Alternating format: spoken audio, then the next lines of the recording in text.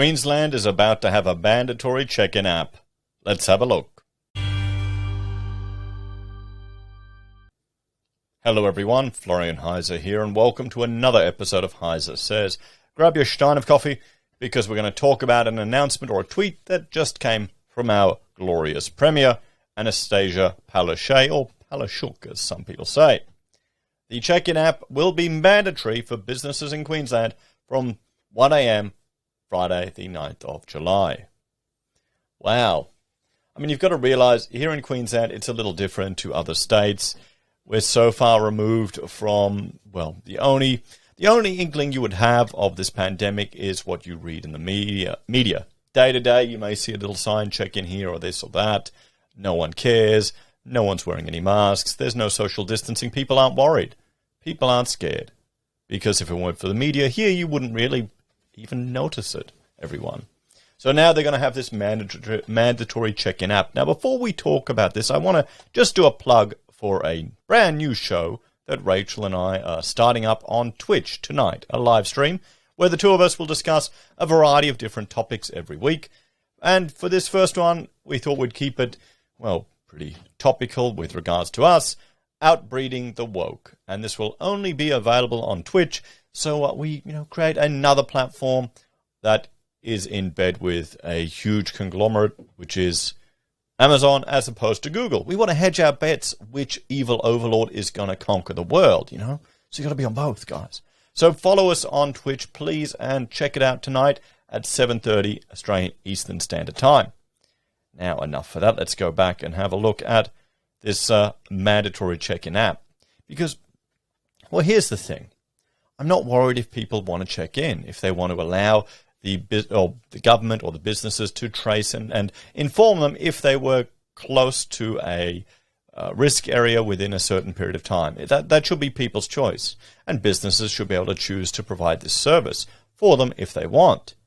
But the fact that they're making it mandatory is, well, a little concerning and a little frustrating. Think about it. Whenever there's a risk, they highlight where it was and what time it is. It's very easy to find out that information. There was recently a case at the DFO. We had a family member that was at the DFO on that day within a few hours of the time period that was at risk. So she knows she's fine. There you go. It works. You don't need the man to come down and take care of you. But that seems to be the Australian approach these days, growing more and more. Anyway, let's have a look. From 1 a.m. Friday, the 26th of June, the Check-in Queensland app will roll out to more businesses, including shopping centres, food courts, beauty services, theme parks, gyms and fitness clubs. From 1 a.m. Friday, the 9th of July, it will be mandatory. Okay, so let's have a look at this additional information. So in addition to the hospitality sector, from 1 a.m. Friday, July 9th, the check-in app will be mandatory for a number of new sectors, including venues that attract large crowds, such as stadiums, convention centres, theme parks, concert venues and cinemas, shopping centres, beauty and personal care services, such as hairdressing, beauty therapy and nail services, indoor events such as cultural, festival and expos, outdoor events such as fun runs and fetes, leisure and recreation facilities such as gyms, health clubs, indoor sports facilities and outdoor pools, short-term residential facilities such as hotels, boarding houses and short-term holiday rentals.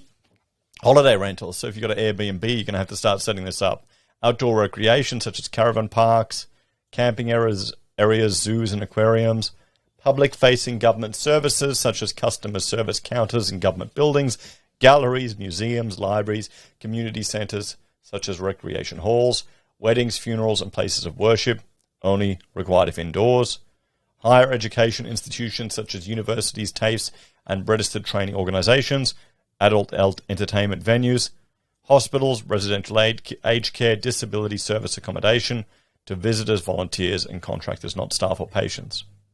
And you can download it from these areas. By using the Check-in Queensland app, you'll be able to check in to participating businesses without having to enter your details each time. Protecting your personal information data is stored by the Queensland Government and only used for contact tracing if needed. So it makes it the tracing faster and more reliable. So there you go, everyone. We're now going to have mandatory contact tracing in all of these areas. Well, it's mandatory for the businesses to provide it. Is it mandatory that you have to use it to sign in or to provide the correct information? Well, that's only the beginning, guys. You know, if people start screwing around with it, they'll make it mandatory. Look at what they did with the limitations and restrictions in Melbourne. So, well, what are the solutions to this? I'm simply saying to be skeptical and be concerned. I understand why they're doing that. Don't harass or annoy the businesses. They just want to get on with their business. Most people don't even care about this. Most people are not worried. I mean, what would you rather? The business has your details or the government has your details? Where you're going. I mean, to be quite frank, Google tracks you anyway where you go if you're using a phone like that.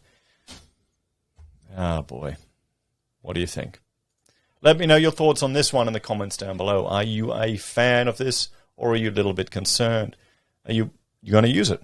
Will you log in for the app or will you not? Will that determine where you go and do business?